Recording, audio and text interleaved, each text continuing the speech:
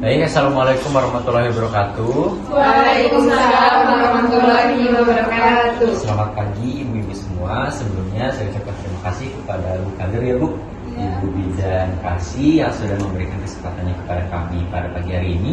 Seperti yang sudah disampaikan mungkin kemarin ya Bu, sudah diinfokan oleh Bu Bidan, bahwasanya hari ini kami dari pihak Puskesmas akan melakukan penyuluhan terkait pentingnya penggunaan KB atau alat kontrasepsi, terkhususnya untuk orang-orang yang anaknya lebih daripada 2. Ibu-ibu sudah tahu kan slogan BKKBN apa Bu? 2 anak lebih baik. Nah di sini nanti kami sebelumnya perkenalkan ya Bu, saya Kakak, kemudian ada rekan saya Dalvina.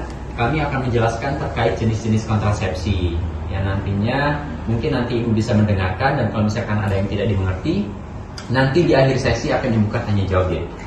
Oke, sebelumnya ada yang ditanyakan terlebih dahulu? Tidak? Oke, kita mulai saja ya Bu. Pertama-tama mungkin ada yang tahu nggak di sini apa yang dimaksud dengan KB? KB itu singkatan dari apa? Keluarga berencana. Betul, keluarga berencana. Nah, jadi salah satu tanda keluarga berencana itu adalah adanya penggunaan alat kontrasepsi. Nah, apa sih manfaat daripada alat KB atau alat kontrasepsi itu? Pertama itu menjaga jarak daripada kelahiran. Jadi anak-anak ibu sekalian nantinya itu jarak lahirnya itu nggak dekat gitu. Jadi jarak lahirnya itu minimal 5 tahun lah. Kan sekarang itu udah banyak ya yang jarak kelahirannya itu 1 tahun. Nah itu kan kayak miris banget gitu ya. Kecil, anaknya masih kecil, masih umuran 2 tahun, 3 tahun, tapi udah punya adik. Ya sebagai ibu-ibu kan juga susah ya ngurusnya. Kemudian manfaat lain dari KB itu mencegah kehamilan yang tidak direncanakan, terusan meningkatkan kesehatan ibu dan anak, kemudian meningkatkan kecukupan ASI dan pola asuh yang baik bagi anak, kemudian meningkatkan kesejahteraan keluarga tentunya karena kan yang jadi anaknya cuma 2, jadi otomatis terfokus pada anak 2 itu saja. Jadi lebih terfokus, lebih bagus juga nanti ke depannya. Terus menurunkan resiko kematian ibu dan juga bayi karena tadi jarak kelahirannya tidak terlalu dekat. Nah selanjutnya kita lanjut ke bagian inti ya Bu, terkait dengan jenis-jenis KB. Jenis-jenis KB itu sebenarnya ada banyak ya Bu, tapi di sini kami akan menjelaskan 7 saja. Yang pertama itu ada yang disebut sebagai kondom. Mungkin ibu-ibu di sini ada yang tahu kondom atau ada yang udah pernah pakai Bu?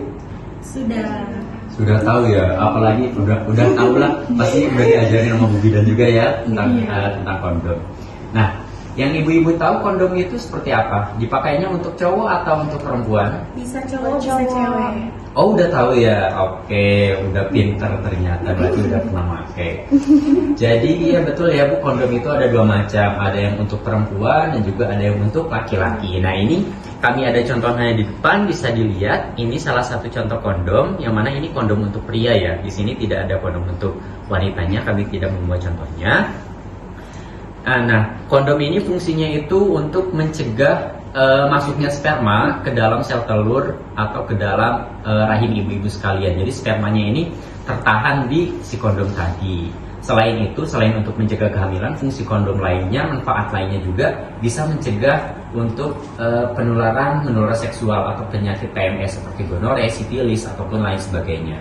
HIV juga bisa dicegah melalui penggunaan kondom. Nah, mungkin untuk bentukannya hampir sama ya antara laki-laki dan perempuan, cuma cara penggunaannya yang beda. Kalau misalkan laki-laki, saya contohkan saja ya Bu untuk penggunaannya laki-laki. Meskipun mungkin Bu Siska udah tahu nih, namanya siapa Bu Siska ya? Oh iya itu kelihatan dari nemteknya. Mungkin Ibu udah tahu. Bisa 100% mencegah atau masih bisa gitu ya? Oke, jadi untuk kondom itu efektivitasnya itu 98% Bu. Jadi cukup tinggi, tapi kalau misalkan ada beberapa kekurangan, kalau misalkan kondomnya bocor, itu tuh keefektifannya itu bisa jadi berkurang. Jadi kegagalan kontrasepsinya itu bisa saja terjadi kalau misalkan ada kondom kondom yang bocor atau terjadi kesalahan dalam pemasangan kondomnya. Oke, untuk tidak mengalami terjadinya kegagalan atau kesalahan dalam pemasangannya, di sini saya akan mencontohkan cara pemasangannya ya. Meskipun di sini suaminya nggak ada yang ikut, Bu. Nggak ada. Oke, nanti ibu bisa praktekkan, ibu-ibu sekalian yang memasangkannya ya. Jadi cara memasangkannya seperti ini. Anggap saja ini punyanya suami ibu-ibu sekalian. Ini kondomnya. Jadi kondomnya bentuknya seperti ini, Bu. Nah, panjang seperti ini. Di ujung sini tuh ada tempat menabung sperma, dan di dalamnya itu ada lendir-lendir gitu, kayak pelumasnya gitu, Bu. Jadi gak seret masuknya. Cara memasukkannya seperti ini. Nah, seperti ini. Jadi si sperma itu akan terhalangi untuk masuk. Udah paham, Bu? Paham. Oke, udah ngerti lah ya. Udah pro. Selanjutnya untuk alat kontrasepsi yang kedua yaitu adalah pil KB. Nah, mungkin di sini ada yang menggunakan pil KB. Ada ya. Jadi pil KB itu ada dua macam, Bu. Ada pil KB yang kombinasi, kemudian ada pil KB yang mini. Kalau misalkan pil KB yang mini itu kandungan hormonnya itu cuma ada progesteron atau progestin. Kemudian kalau misalkan pil KB kombinasi itu ada estrogen dan juga progesteron. Tapi ada beberapa efek samping daripada penggunaan pil KB ini. Pertama, adanya kenaikan berat badan, terus biasanya ada jerawat juga. Terus biasanya juga ada peningkatan tekanan darah atau orang tersebut bisa menjadi hipertensi. Karena tadi kan pil KB ini kan hubungannya dengan hormon ya. Terus pil KB ini kan biasanya digunainnya selama 28 hari, tapi ada juga yang 21 hari, 28 hari, ada juga yang 91 hari. Nah, selanjutnya yang ketiga yaitu ada suntik KB. Ini sama halnya dengan pil KB ya, jadi hubungannya dengan hormon, cuma cara pemakaiannya yang beda. Kalau misalkan pil KB itu diminum, kalau misalkan suntik KB itu melalui suntik di area bokong. Ada yang menggunakan suntik mungkin di sini? Nggak ada. Oh, aduh, nangis gak ngomong. Nggak apa-apa, itu lapar mungkin ya, Bu. Oke, balik lagi ke topik. Jadi yang ketiga itu ada suntik KB. Nah, suntik KB ini ada 3 macam. Ada yang 1 bulan, ada yang 2 bulan, dan juga ada yang 3 bulan. Kalau misalkan yang 1 bulan, kandungan hormon yang di dalam KB-nya itu ada progesteron dan estrogen. Yang 2 bulan juga sama, progesteron dan estrogen. Kemudian yang 3 bulan, kandungannya cuma progesteron. Efek sampingnya pun sama, bisa menyebabkan hipertensi atau kenaikan tekanan darah tinggi, kemudian bisa menyebabkan kenaikan BB ataupun juga jerawat. Nah, oke ya, Bu, untuk tadi kan Saya. untuk Saya. Mau ya, Mas. Iya. Sambil lanjut ya. Ini kan tadi untuk pilnya sudah ditunjukkan ya, ini untuk pil KB yang kombinasi, ini untuk yang mini. Nah, untuk yang suntik KB, untuk kekurangannya ini tuh untuk yang pil tuh harus diminumnya tuh tepat waktu. Jadi kalau misalkan terus diminumnya setiap hari, kalau misalkan ibu-ibu terbiasa minum jam 5 sore, berarti keesokan harinya juga harus jam 5 sore. Dan tadi yang untuk yang suntik sudah, mungkin untuk selanjutnya akan dijelaskan oleh rekan saya. Baik ibu-ibu, untuk alat kontrasepsi yang selanjutnya yaitu ada KB instan ya. Ini untuk gambarnya. Nah, di sini kan ada 2 seperti batang ya. Nah, ada 2 jenis kalau KB instan itu, ada yang 1 batang dan ada yang 2 batang. Nah, di dalam batang ini terdapat hormon progesteron dan dimasukkan ke bawah kulit lengan, di bawah kulitnya. Nah, itu tuh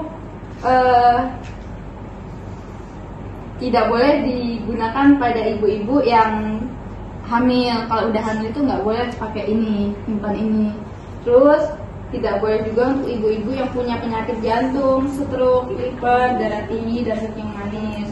Nah, untuk keunggulan dari KB instan ini apa aja sih? Nah, keunggulannya yaitu bisa digunakan dalam jangka panjang. Karena KB instan ini digunakan itu sekitar 3 tahun. Nah, selain itu dapat digunakan selama ibu-ibu menyusui. Kalau udah hamil, udah melahirkan, ibu-ibu menyusui, bisa dipasang KB ini ya. Terus untuk kerugiannya yaitu atau efek sampingnya yaitu karena dia dipasang di bawah kulit ya, jadi agak terasa jadi waktu pemasangan. Nah, selanjutnya itu ada IUD. Kalau IUD ini seperti ini ya. Ini tuh kalau ditarik bisa berbentuk T.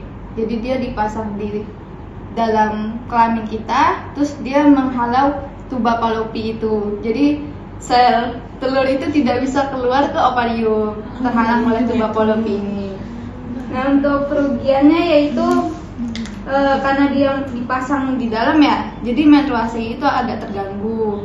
Kalau untuk keuntungannya, ini bisa digunakan dalam metode jangka panjang karena ini bisa digunakan selama 10 tahun. Jadi kalau ibu-ibu mau pakai kontrasepsi yang jangka panjang, bisa dipakai IUD ini karena dia 10 tahun. Nah, selanjutnya itu ada tubektomi. Kalau tubektomi itu nggak ada contohnya ya. Kalau tubektomi itu dia kayak operasi ringan. Kalau tubektomi itu untuk laki-laki, untuk wanita, yaitu pemotongan atau penutupan tuba Fallopi. Jadi tuba Fallopinya dipotong. iya, tuba Fallopinya dipotong. Garisannya dijelasin sama masnya ya. Baik ya Bu, jadi untuk lebih rincinya tubektomi itu seperti ini. Ini kan di rahim ibu-ibu tuh ada yang namanya ovarium sama tuba Fallopi ya. Ini ovarium, ini tuba Fallopi, terus ini uterus. Nah, tubektomi itu jadi si saluran tubanya itu dipotong. Nah, jadi kan ovarium ini tempat menghasilkan ovum atau sel telur. Jadi kalau misalkan tuba Fallopinya dipotong, otomatis si ovariumnya ini nggak bisa masuk ke uterus. Nah, kalau misalkan ovumnya nggak bisa masuk ke uterus, otomatis berarti nggak ada sel telur yang bisa dibuahi. Nah, tapi kerugiannya itu proses tubektomi ini permanen, jadi nggak bisa dikembalikan lagi seperti itu. Kedua yaitu ada vasektomi. Vasektomi ini biasanya yang KB yang dilakukan pada bapak-bapaknya, KB permanen, di mana saluran spermanya atau pas di perutnya itu dipotong sehingga nanti gak ada sperma yang keluar gitu. Karena saluran sperma dari testisnya itu kan dipotong ya, otomatis gak ada sperma yang bisa keluar. Nah, kerugiannya sama, permanen juga. Jadi ya itu ditanggung sendiri seperti itu. Untuk penjelasan KB-nya sudah selesai, mungkin ada yang ingin ditanyakan Bu? Mas, Mbak mau nanya, KB yang bagus buat ibu menyusui itu apa ya? Oke. Oh iya, baik ya Bu. Bagus sekali ya Bu pertanyaannya untuk ibu-ibu menyusui. Mungkin di sini ada yang tahu? Belum ada ya. Baik, saya jelaskan. Untuk ibu yang menyusui itu KB yang bagus itu ada dua macam ya Bu. Yang pertama itu yang tadi yang KB suntik, cuma KB suntiknya itu yang 3 bulan. Jadi yang kandungan hormonnya itu cuma progesteron, itu yang dianjurkan. Tapi yang lebih bagus lagi itu adalah program laktasi Bu, jadi program menyusui. Nah, kenapa sih program menyusui juga bisa menjadi KB alami? Kami menyebutnya sebagai KB alami ya Bu. Jadi syaratnya itu bayinya itu harus kurang daripada 6 bulan. Kurang daripada 6 bulan, terus penggunaan ASI-nya juga ASI eksklusif, tidak menggunakan susu formula Bu, si adik bayinya. Nah, itu jadi bisa dilakukan KB alami laktasi tadi. Nah, cara kerjanya itu pada saat ibu-ibu menyusui, ibu-ibu akan menghasilkan, dalam tubuh ibu tersebut akan menghasilkan hormon prolaktin. Nah, hormon prolaktin tersebut akan menekan produksi daripada hormon estrogen sehingga akan mencegah kehamilan. Nah, sehingga itu disebut sebagai KB alami seperti itu. Jadi yang paling bagus itu adalah program laktasi, jadi menyusui tadi. Asalkan syaratnya satu, menyusuinya ini ASI eksklusif aja, gak dibantu dengan susu formula. Tapi kalau misalkan nggak mau program laktasi, ya tadi KB yang pakai KB yang 3 bulan juga bisa. Ada lagi? Nggak ada. Oke, baik. Bu Bidan mungkin bisa kita tutup saja ya. Ya, silakan Mas. Baik ibu-ibu, untuk penyuluhannya sudah selesai ya. Ibu-ibu sudah mengerti ya, jenis-jenis KB juga sudah tahu ya. Baik, nanti diterapkan kalau mau tidak melahirkan lagi ataupun mau 2 anak cukup. Baik ibu-ibu, jika tidak ada yang ingin ditanyakan, kami akhiri. Wassalamualaikum warahmatullahi wabarakatuh. Ibu-ibu, di sini kami punya poster ya, nanti bisa buat baca-bacaan. Tapi nggak ada ya Bu anaknya? Nggak ada yang nggak tahu. Si Tasya ini sama papanya. Papanya lagi dinas.